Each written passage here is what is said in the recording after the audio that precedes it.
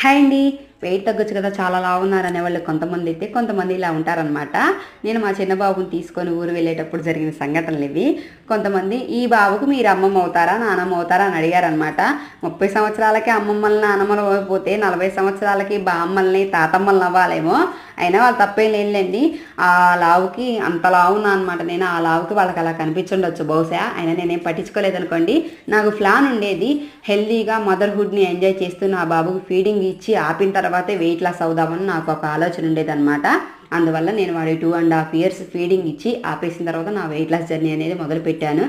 Weight loss జర్నీలో hair కంపల్సరీగా ఊడుతుందండి. నేను ఆల్రెడీ మీకు ఒక వీడియోలో షేర్ చేశాను. హెయిర్ లాస్ అవ్వకుండా ఉండాలంటే వారంలో 3-4 సార్లైనా కంపల్సరీగా ఆకుకూరలు తీసుకోవాలి. ఇది మెంతుకూర అండి. మెంతుకూర చేదుగా ఉంటుంది అనుకుంటారేమో, కానీ ఈ పద్ధతులు చేసుకుంటే చాలా పర్ఫెక్ట్గా ఉంటుందన్నమాట. అంతే వీడియో. బాయ్.